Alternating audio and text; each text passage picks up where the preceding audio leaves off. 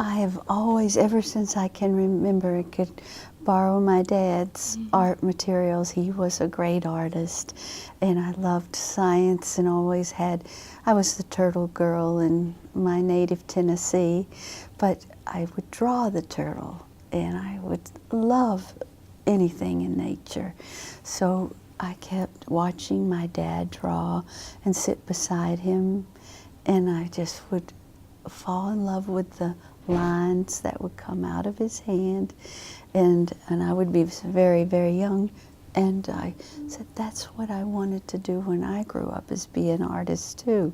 I always did my homework with my art, and that helped me in places that I'm not as good at, but I always felt I had something special inside that was just there.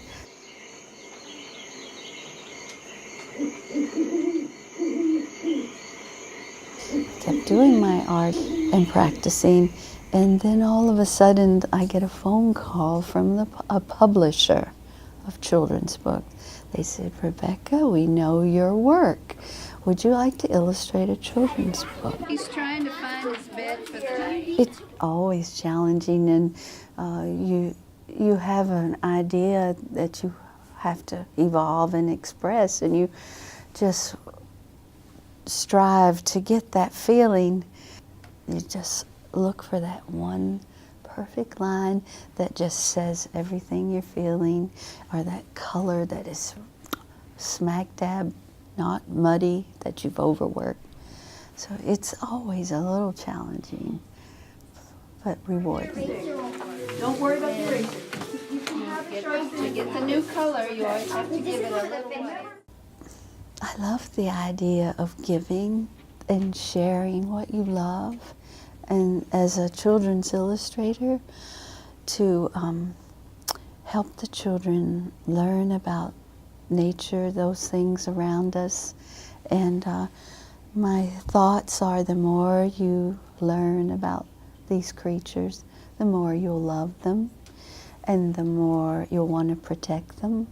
And children are the ones who can change the world. You guys have a lot to change and to do. So when I'm working with children, that's my goal. If you did like a fishtail, I'll show you exactly like I had to learn this because it was hard. And from my other world of art, from galleries, not so illustrative, but expressive work. I used to make cards for people, and that was my pleasure of illustrating my thoughts and expressing my thoughts. And then that just grew, and I've now done 6 children's books in the last 10 years.